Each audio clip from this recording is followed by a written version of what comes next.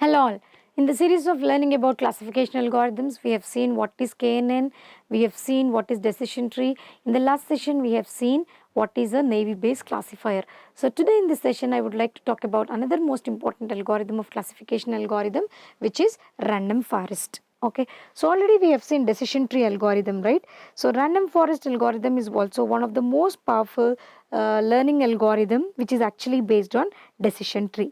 It actually works by creating a number of decision trees during the training phase, and each tree from this decision tree is actually used for constructing the random subset of the data, which is actually used for measuring the features of each partition. Okay, now when I talk about random forest algorithm, it is basically a powerful machine learning algorithm which is created by decision trees in the training phase. Okay, now as you can see, we have one decision tree here, multiple decision trees, subset forms the subset of this random forest. Okay, so as you can see, each tree is constructed using a random subset of the data set to measure a random subset of features in each partition. Okay, now this randomness actually introduces variability among individual tree, thus reducing the risk of overfitting the data, and hence it helps us in improving the performance of the model. Okay, so when I talk about predictions, okay, in general, when I talk about machine learning algorithms and prediction,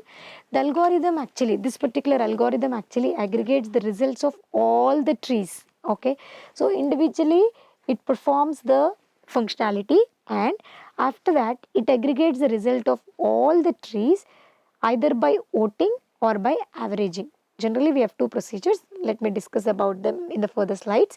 Okay, just remember, aggregation is the process where we either use voting or averaging. In general, for classification task, we use voting, and for regression task, we go for averaging. Okay, now this collaborative decision making process supported by multiple trees and then picking up one particular subset out of those by averaging or the classification is nothing but your random forest. Okay, so similar to all other algorithms, even random forest can also be used both for regression or classification, which are known for their ability to handle complex data. We usually use this for classification again. See, all these algorithms that we are discussing can be used for both classification and regression, but mostly we use them for regression. Okay, for classification. For regression, we use either the simple linear, multiple linear, or polynomial. Okay, now as you can see here, I have training data for samples 1 to n. For n number of samples, we create some partial decision trees, and altogether I either go for voting or averaging of the results that is taken from the decision tree during testing, and then I go for prediction. Okay, so what am I doing here? As you can clearly see in the picture, during training phase, we divide the entire given n samples into some decision trees. So all the values of the decision tree can be either averaged or voted. Okay, we generally do averaging for regression task, we generally do voting for classification task. Okay, and then finally during testing we go for prediction. Okay, now when I talk about random forest, there is a term that comes into picture which is called as ensembling learning or ensemble learning or ensemble models. Okay, let's see what are actually they, and then we will see about random forest algorithm in detail. Okay, now ensembling or ensemble learning models actually work just like group of diverse experts teaming up to make decision. Think of them as bunch of friends with different strengths tackling a problem together. As you can see, when you work on a project, group of 6 or group of 5 people work on a project, right? So each one of has talent on one particular area. So it's similar to this particular concept. Your decision trees, each one of the subset tree will have one functionality, and all the functionalities would be considered parallelly, and then picking up the best from that or the averaging or voting of them would be done, and the project is completed. Okay, so this is called as ensembling learning. Ensembling learning is nothing but divide the work individually and then collaboratively work on something. Okay, so similarly, in ensemble learning, we have different models, often of the same type or different type, teaming up to enhance predictive performance. Okay, basically, it's all about leveraging the collective wisdom of the group to overcome individual limitation and make some informed decisions in various machine learning tasks. Okay, there are different ensemble models like XGBoost, AdaBoost, LightGBM, random forest, bagging, voting, etc. So some of them would be used in our random forest algorithm. Okay, so whenever you have any model which is working on group of diverse experts teaming up. Okay, so we have individual decision trees and we are teaming up all these decision tree to work on one particular task. Okay, so basically understand random forest uses this method which is called as ensemble learning. Okay, now after that we also have to understand about two important concepts when we talk about random forest, which are called as bagging and boosting. Okay, now as clearly seen in the last thing, you can see random forest, bagging, voting, etc. are some ensemble models. Okay, so understand that random forest is an ensemble model, and there are two important ensemble models that I am discussing now, which is bagging and boosting. Okay, so bagging is nothing but an ensemble learning model where multiple weak models are trained on different subsets of training data. Okay, so weak models are trained on separate data and each subset is sampled with replacement and prediction is made by averaging the prediction of the weak models. So here for bagging, individual models are taken. Okay, and each subset is sampled with individual model, whether replacement is done or the training is done, and after that we average the prediction of all these models for regression problem and considering majority vote for classification. Okay, when I talk about boosting, boosting trains multiple based models sequentially. Okay, so sequential is the different word that I am using for boosting. Okay, in this method each model tries to correct the errors made by the previous model. Okay, so one after the another, one model works. First one model works, the second model corrects the error of the first model and then proceeds. Okay, so sequential operation is being done here. So basically each model is trained on a modified version of the data set. So I have one model which works on one data set, second model will clarify that errors and have the new version. Okay, so the next model is trained on the modified version of the previous model. Okay, so in this way, the instances that were misclassified with the previous models are given more weight. So the final prediction is again made by weighted voting.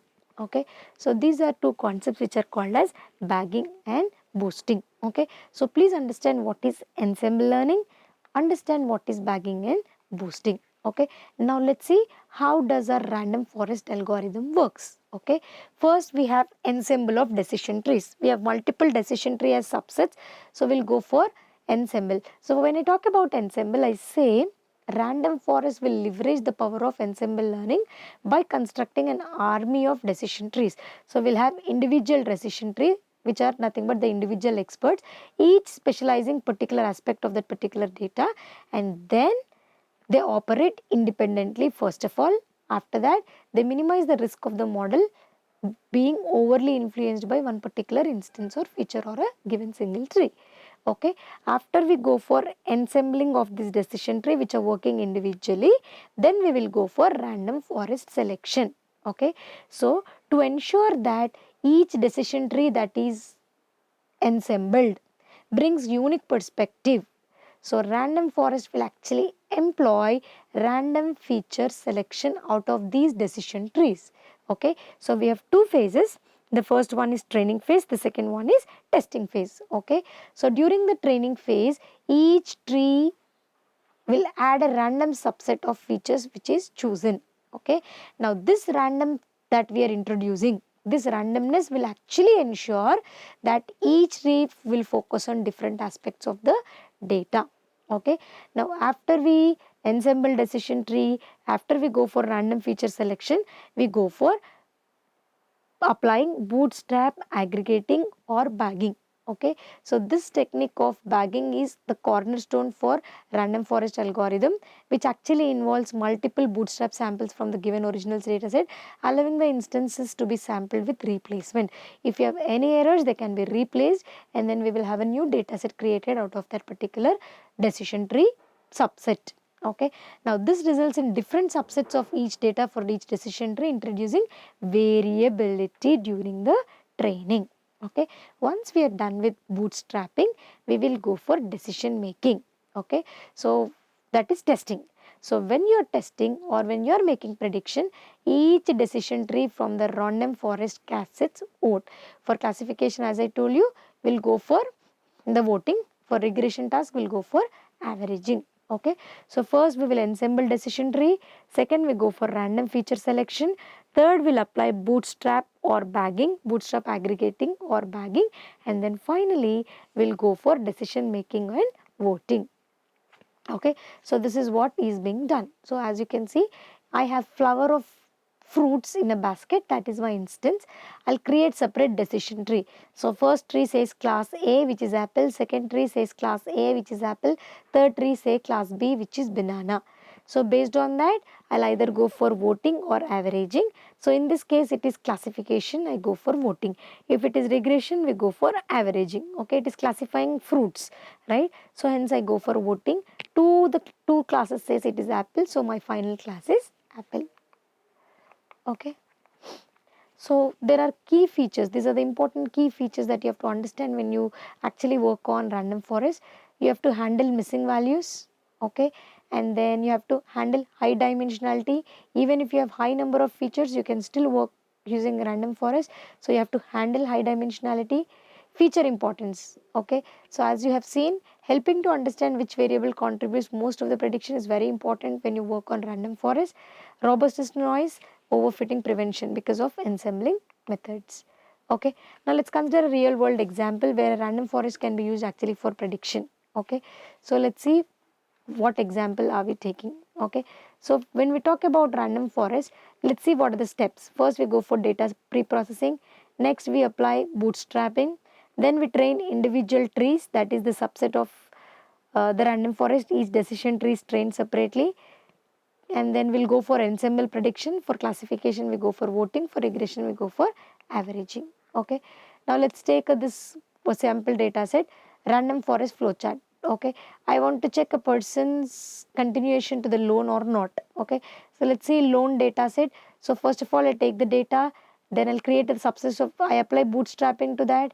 After bootstrapping, I'll apply decision tree creating the subsets, and then I'll go for voting or averaging depending upon the data set that I actually work on.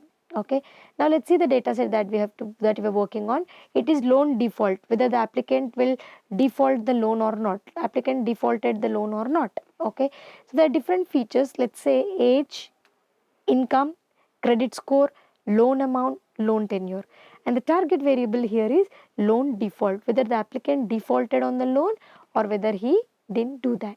Okay, so for this particular data set you can actually create a random forest like this. Depending on different features, we can check and we can pick up the majority of that and carry on with the decision tree formation. Okay, so when I talk about the advantages, we have so many advantages when we talk about random forest. Random forest is so capable for both classification and regression easily.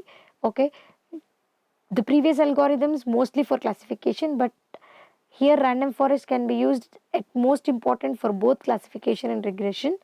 It is capable of handling large data sets with high dimensionality, because we are dividing the entire data set into different decision trees and progressing. Hence we will not have any difficulty processing the large data sets. It enhances the accuracy of the model and prevents overfitting issue because of the individual data sets, that is the individual decision tree working independently and producing the accurate results. Okay, computational cost would be more because we will take large number of decision tree, processing them, taking average or the best is a tedious task amongst all the algorithms that we have seen so far. Hence computational cost is high. Interpretability, individual trees are interpretable, so the overall random forest functionality is dependent upon all these individual trees. Hence it is more complex and harder to interpret. Bias with small data, it may not perform well with small data because random forest itself is a big algorithm which is formation of so many decision tree. So if you have small data set, we don't need to go for random forest. So this is another disadvantage. So we can use it in many applications. In banking you can use, where the algorithm will identify loan risk. You can use it in medicine where the disease trends and risk of the disease are identified based on different random forest decisions.